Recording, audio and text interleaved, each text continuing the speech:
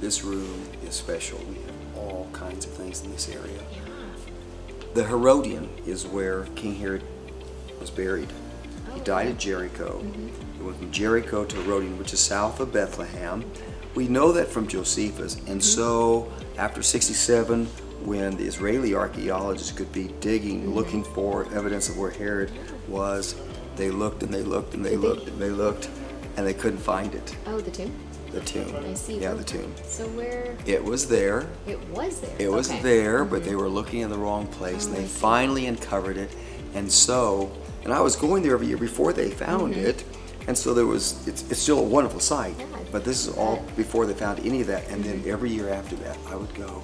And this year, they've uncovered a theater. And this year, they've covered the royal room. And this year, and so you could see the colors. This is from Herodian, and you can see the beautiful frescoes. You can see mosaics on the floors.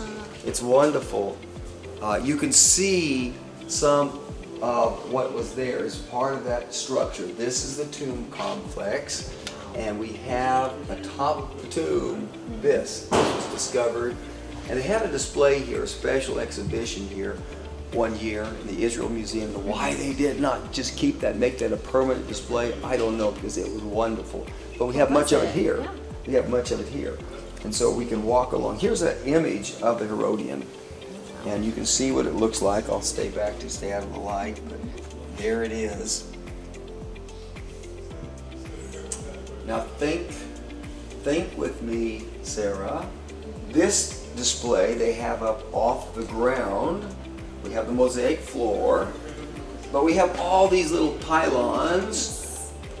What is that about? I remember these from the bathhouse. From the bathhouse at Beth-Shan, that's right. You can look at the walls even, these are tubes. And so you can have hot air, and you can have all kinds of heat coming through here. So this would have been filled with water, and this would be a hot tub today. Really nice. Fancy. Okay. And this, Sarah, may be the single most important find in all the museum. Really? How come? Because this ossuary, discovered in the Peace Forest, which is just to the southeast of the old city, you can walk there in about 20 minutes, not far. And this, when they pulled that up, and some other ossuaries, but this one was actually a bulldozer clearing and fell, and they, of course, pulled it back, and then they realized they had a whole burial chamber, and they had some ossuaries. And this one says, Joseph, son of Caiaphas. And so this one is that high priest that was the high priest when Jesus was tried. We actually have the ossuary of that high priest. Oh my gosh. Everywhere you look, the Bible can be confirmed. Yeah. At 1,000 places, it can be confirmed. And we will see more. Let's just keep going. Yeah, sure. Hold it. We just walked past one. Step back, step back.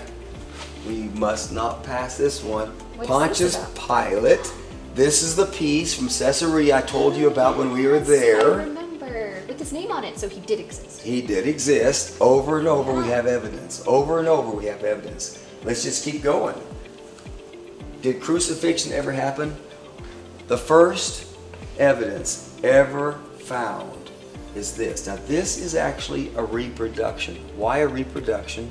Here's why. In Israel, it's a parliamentary system. You've got to get so many people together to get votes to get what you want. And sometimes the very secular Jews in parliament and the very Hasidic kind of Jews in parliament will get together to get what they both want. And so those very Orthodox Jews do have some power in Israel. They say, we'll give you some of our votes if you go along with what we want concerning marriage, concerning burial, some of the things they consider so important. And so when this was discovered, they made cast, and then they had to bury it again because the Orthodox say you cannot not bury it. It has to be buried. It has to be buried. I see. So. Oh my gosh. So that must be like a nail in some way. It's a nail through an ankle that was in some olive wood, and we assume a knot bent that nail because nails would be expensive and they would retrieve them, and yet there it remained inside the ossuary. Yeah, this is the ossuary right here that you're standing next to. Not as fancy as the high priest's. No, it's not at all. And let's see what it says. In a burial cave in North Jerusalem, an ossuary was discovered inscribed with the name, and here it is, Jehohanan, son of Hakal. Among the remains it contained was an iron nail embedded in the right heel bone, indicating that Jehohanan was put to death by crucifixion, the torturous and humiliating method used by the Romans to execute rebels, murderers, and thieves. You weren't with us when we went to Herod's family tomb. Now, he was buried at Herodian, but the family tomb is just outside Jerusalem. I took your husband and we filmed it, but it has that large rolling stone, perfectly made. But I want you to just recognize that, you know, Jesus just took a common name, When you read Josephus, I think it's 13 different people named Jesus in that book, because Jesus is Greek. For the Hebrew, Joshua. So the Joshua name of the Old Testament, that's just plain old, that's Jesus. God chose a plain, old, commonly used name. On the Mount of Olives, there's the tomb of the prophets, and this is very much what it looks like.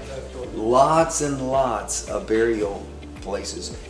Bodies would be wrapped in cloth, we'd use ointments and so forth, put into a tomb.